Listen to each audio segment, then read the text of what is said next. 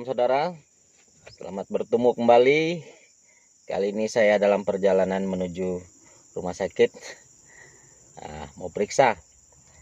Dan di sepanjang jalan saya rasa roh saya terdesak untuk menyampaikan ini setelah 24 tahun mungkin saudara. Dan hari ini saya menyampaikan sebuah kesaksian dan dorongan kepada saudara sekalian. Saudara, saya sejak saya mulai berkhotbah, tanpa saya sadari, saya selalu mengkhotbahkan kasih karunia. Saya mengkhotbahkan tentang kebaikan Tuhan, pengampunan Tuhan, penerimaan Tuhan. Walaupun saya terlahir sebagai seorang legalis, saudara. Saya ada di persekutuan, ada di gereja yang sering saya lihat menghukum orang, menolak orang, dan menjudge hamba-hamba Tuhan yang jatuh. Saya bergaul dengan hal-hal yang demikian, mengolok-olok gereja lain, bahasa roh dan sebagainya. Sampai beberapa tahun lalu kembali saya diingatkan tentang sebuah pertemuan istimewa yang Tuhan lakukan kepada saya sekitar tahun 96. Saudara yang dikasih Tuhan, berarti sekitar 24 tahun lalu. Saya sedang berpuasa dan saya tidak biasa tidur, saudara. Tapi saya tertidur sekitar jam 12. Jam 12 itulah saya mendapat visi dari Tuhan. Sebuah penglihatan dalam sebuah mimpi. Kalau saudara baca dalam sepanjang Alkitab, Allah memakai mimpi. Tapi tidak semua mimpi, saudara. Mimpi yang dari Tuhan itu akan saudara kenang, teringat karena itu terjadi dari Tuhan, sebuah pewahyuan. Saya masih ingat jelas, saya tergantung di angkasa bersama Tuhan di suatu tempat. Saya tidak tahu berapa meter, apakah 500 meter atau 300 meter di atas, saudara. Dan saya berada di sebelah kanan Tuhan. Jadi sebelah sini adalah Yesus dengan jubahnya dan kemudian wajahnya tidak kelihatan, saudara.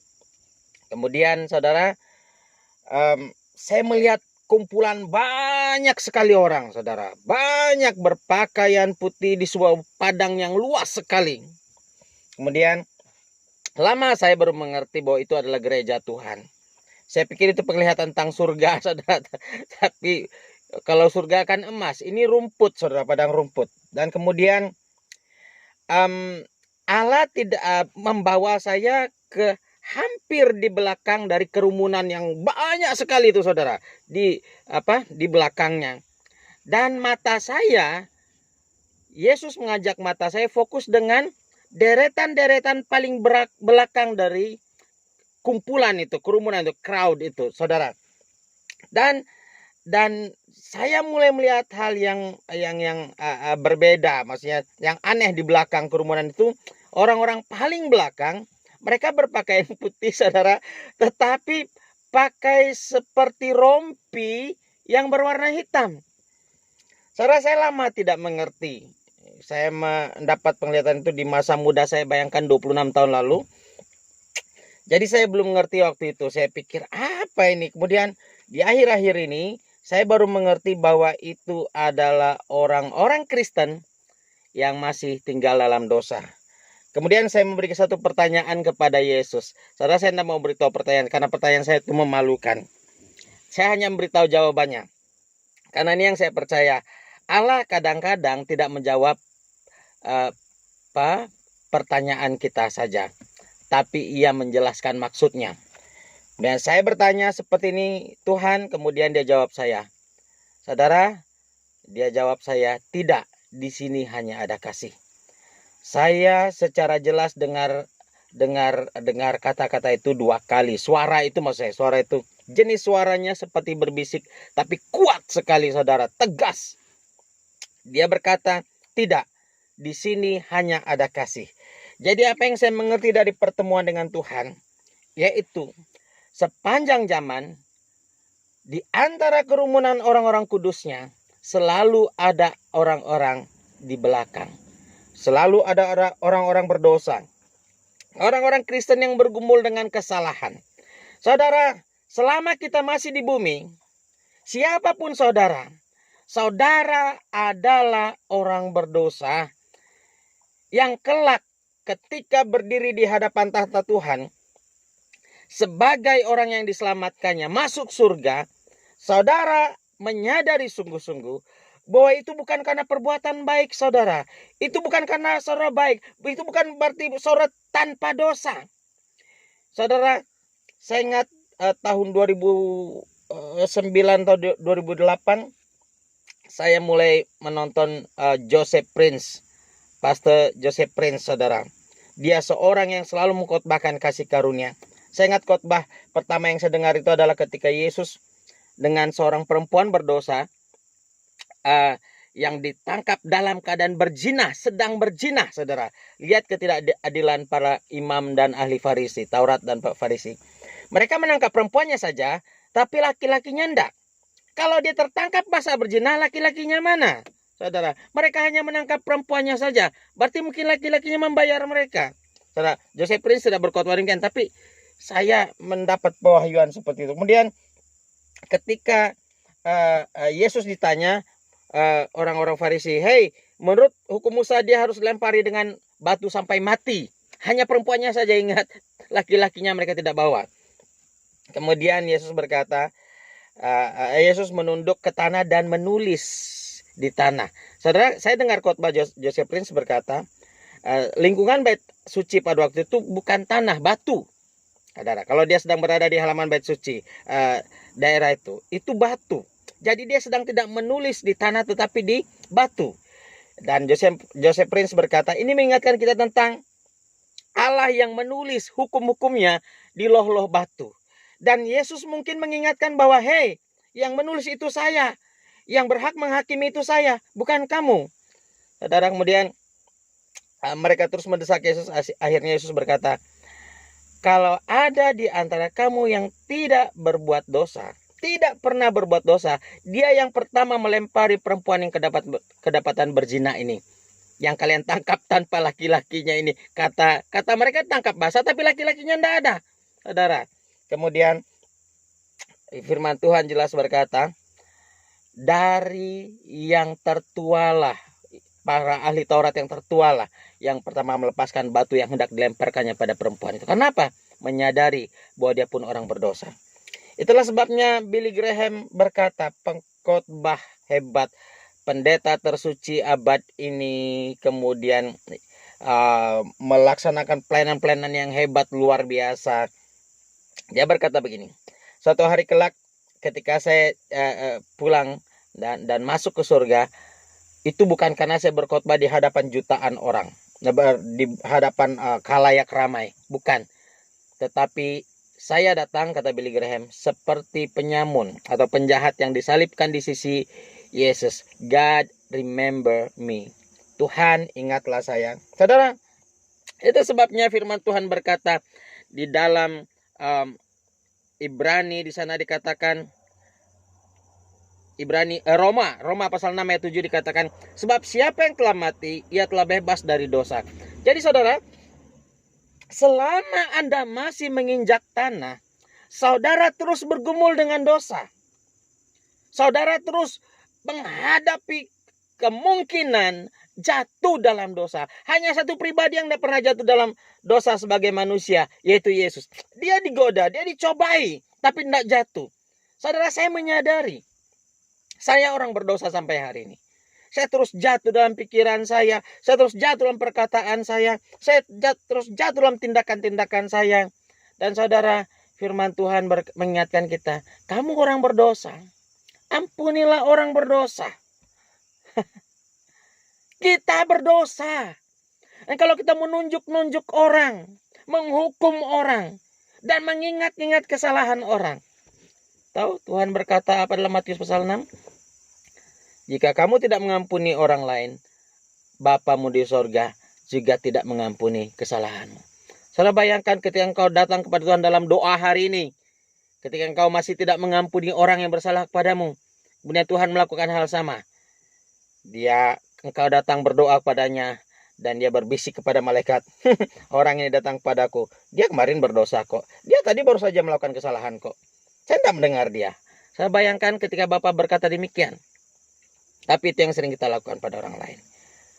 Ada hamba Tuhan jatuh, kita jelek-jelekin, kita singkirkan, kita buang, kita tidak pakai. Saudara, sebenarnya orang-orang yang jatuh kita peluk, kita kasihi, kita konseling, kita pulihkan. Saudara, kalau seperti cara kita memperlakukan manusia hari ini, orang-orang berdosa hari ini, saudara, diterapkan, saudara, tidak ada satu orang pun nabi, rasul dalam Alkitab yang akan Tuhan pakai. Karena apa? Mereka semuanya berdosa. Siapa yang tidak berdosa dalam Alkitab? Daud. Yesus disebut Yesus anak Daud. Saudara, dia penjinah, pembunuh, dan sebagainya. Saudara kekasih Yesus, ketika engkau mendengarkan firman Tuhan ini, ingatlah kita adalah orang yang berdosa. Saudara kasih Tuhan, firman Tuhan di dalam 1 Yohanes 1 ayat 7 mengingatkan kita, tetapi jika kita hidup di dalam terang sama seperti dia ada dalam terang, maka kita beroleh persekutuan seorang dengan yang lain, dan darah Yesus anaknya itu menyucikan kita pada segala dosa. Kata menyucikan ini saudara, kata rizei, ini kalau dalam bahasa Yunaninya ini kata kerja verb present indikatif aktif, orang ketiga tunggal. Itu artinya dalam bahasa Inggris sama dengan present continuous, artinya tindakan yang berulang-ulang. Jadi tindakan penyucian Yesus oleh darahnya ini saudara, ini dilakukan terus-menerus, berulang-ulang. Karena apa? Kita ini besok pun akan berdosa. Dan satu-satunya saat di mana kita tidak berdosa, kata Roma 6 ayat 7 tadi, ketika kita mati, barulah kita bebas dari dosa. Itu sebabnya saudara, hari ini dalam kehidupan, ketika kamu memandang dunia, ingatlah melihatnya dari sisi kasih karunia Yesus. Saudara kekasih Kristus, kita tidak punya hak sama sekali menghakimi. Hanya satu hakim, kata firman Tuhan, yaitu dia sendiri, Yesus. Dialah hakim itu. Dan firman Tuhan katakan, memang kamu siapa menghakimi hamba orang lain? Entahkah dia berdiri, entahkah dia duduk, dia itu hambaku. Kamu siapa menghakimi dia? Saudara, tegas kita adalah saling mengangkat, saling menolong. Saudara, saya jujur saja, sampai hari ini saya masih kesulitan menerapkan ini. Sangat susah, karena natur kita manusia saling menghakimi. Kenapa kau makan buah itu? Kata Adam. Itu perempuan yang kau tempatkan. Kenapa kau makan buah itu? Kata Tuhan kepada Hawa. Itu ular menggoda aku. Semua saling melepaskan tanggung jawab. Tapi orang-orang yang mengambil tanggung jawabnya, sebagai orang berdosa dan berkata, Tuhan, aku yang salah. Tuhan, aku berdosa. Tuhan, aku tergoda. Ampuni aku. Tuhan akan membebaskan engkau dan melepaskan engkau, dan engkau akan mengerti betapa ia mengasihi semua orang tanpa memandang muka. Saudara kekasih Kristus, hari ini engkau berkata, Pak pendeta, saya orang paling berdosa, mungkin Tuhan tidak akan mengampuni saya. Saya adalah preman, saya mau memberitahu saudara, Allah sangat mengasihi saudara. Perhatikan ini baik-baik. Dia telah memutuskan untuk mengasihi Anda.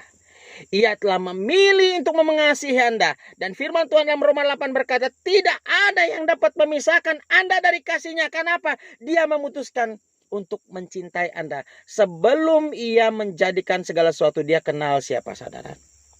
Dia tahu kelemahanmu. Dia tahu perbuatanmu.